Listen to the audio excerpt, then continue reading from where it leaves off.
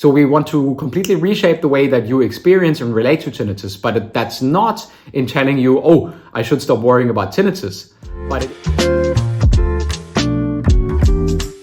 Yeah, hello guys. This is Frida here, founder and host of the mytinnitus.club community. And what you're about to see is something that I am sharing inside our community right now. Right now, we are in week number 1 of our month on acceptance and commitment.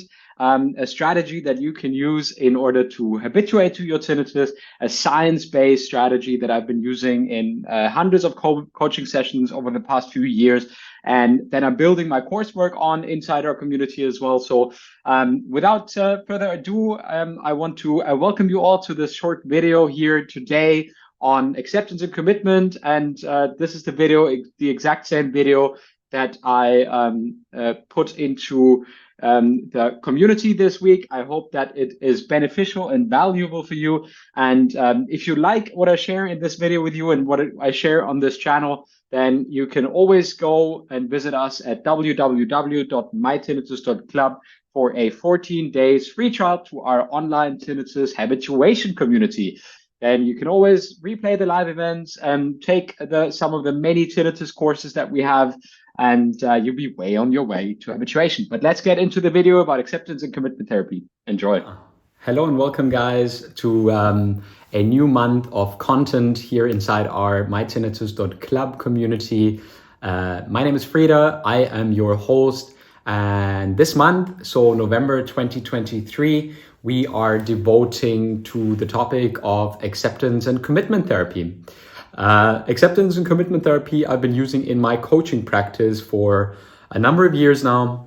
And I personally found that it's one of the most helpful and science-based tools for us to completely shift our perspective on tinnitus, to completely change the way we relate to tinnitus, and to also completely change the way we respond to our tinnitus.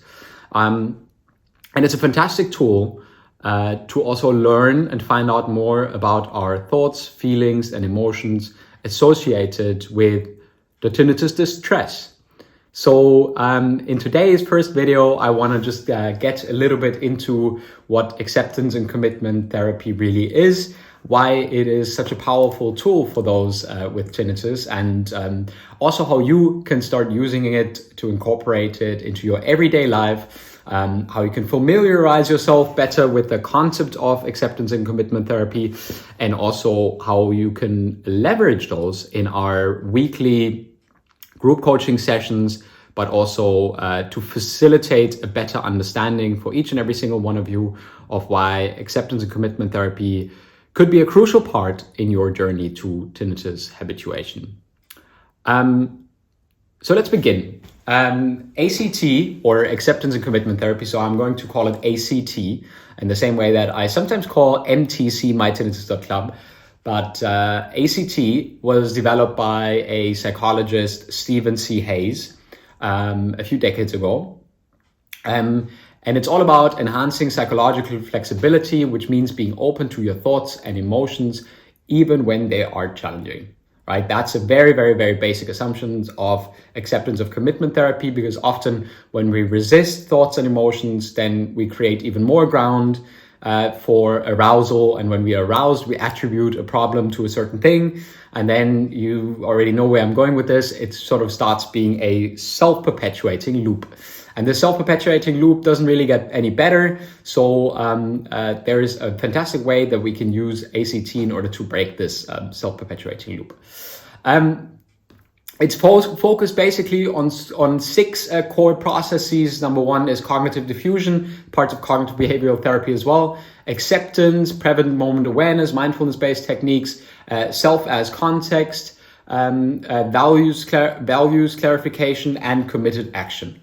Right, and we're going to get into all of these little things here. I have my script, that's why I'm looking a little bit over there, but these are sort of like the outlines and things that I want to tell you.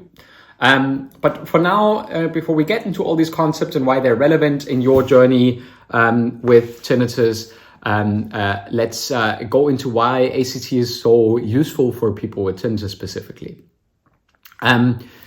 Well, The problem is when we deal with tinnitus, often we don't deal with tinnitus itself, but with the distressing thoughts, feelings, and emotions that come with it. So we want to silence the tinnitus, we want to stop tinnitus, we want to control it. But the problem is the more we struggle to control it, the worse often it actually gets, right? Because we always have this analysis of where do we want to be in our lives with tinnitus. We want to be habituated. We don't want tinnitus bothering us anymore. But are we there yet? No. And when we perceive that and feel that, then we are showing the discrepancy to us, and that makes us anxious. That's very, very normal, right? So ACT can actually help you to conceal the facts where your mind-body connection, meaning the arousal and the hyperarousal that you perceive based on the reaction of not being able to get rid of your tinnitus, but continuously perceiving your tinnitus, to understanding and embracing that this too is a part of you, and eventually it will shift into the background, being simply a benign body sensation that you don't need to be too worried about it. And then there's the committed actions part in acceptance and commitment therapy, where by committed action, being committed to feeling any and all feelings in response to your tinnitus and being fully open to present moment awareness of experiencing those rather than fighting and running away from those. So confronting yourself openly with compassion and an adequate response rather than resisting, which fuels further arousal. And you may have been spending all of your energy battling tinnitus, which to you seems to be kind of the natural thing, but that is the counterintuitive part where you continue to send your brain the message that tinnitus is actually something that is worth fighting. And the more you fight, the more you are hyper reactive and the more you are paying attention to your tinnitus, and the more your tinnitus will seem bothersome to you. Right? So it's a self-perpetuating negative cycle, and acceptance and commitment therapy, a deeply rooted scientific practice. And I'm also going to share again the podcast episode that I conducted with Rilana Chima, a very, very, very cool tinnitus scientist here in Europe, so that you can listen in on that as well. And we share a little bit of analogies. But let's get into how acceptance and commitment therapy works specifically. So let's say in the case of spider phobia, acceptance and commitment therapy is also applied.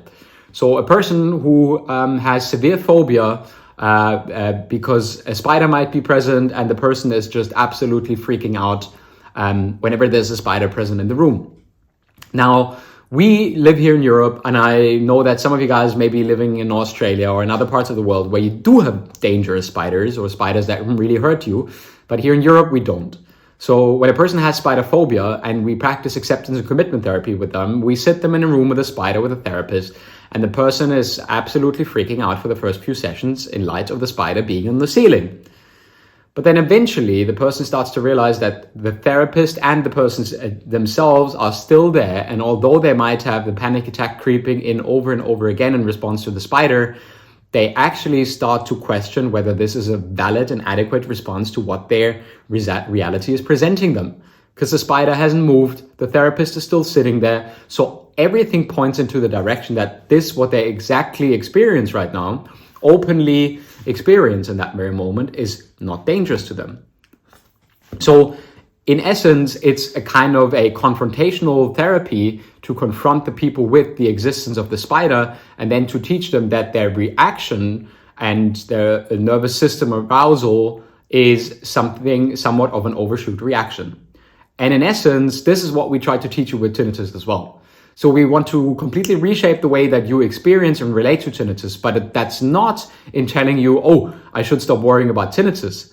But it is in acknowledging that you are going through an overshoot reaction when you have certain belief systems in place that tell you that your tinnitus is dangerous, or it's not letting you concentrate, or it's not letting you enjoy doing the things that you love in your life, right? So in essence, we do 3 different things in acceptance and commitment therapy. And the most important areas are that we focus on, we identify your belief systems, your core belief systems, coming also from cognitive behavior therapy. We deal with your emotions, because emotions are not thoughts, right? I'm thinking I can't do this is not an emotion, it's a thought. So you have to be very clear about that. But that's also coming up in next week's video, in the second video for acceptance and commitment therapy.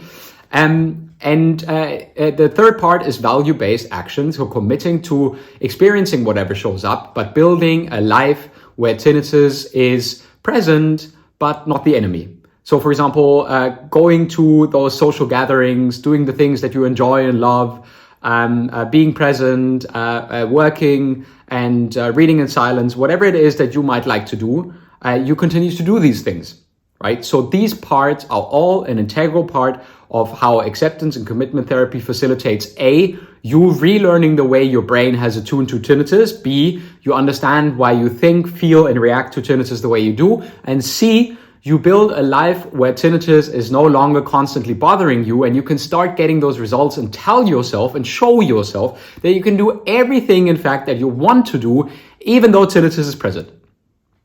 So this is everything why acceptance and commitment therapy is so incredibly helpful in helping or nudging our brain towards perceiving tinnitus as a benign body sensation and not as a constant threat to our quality of life. And this is it for the first video this week, an introduction to acceptance and commitment therapy. Next week, we're getting a little bit more deeper in how to find out how acceptance and commitment therapy can relate to your individual path.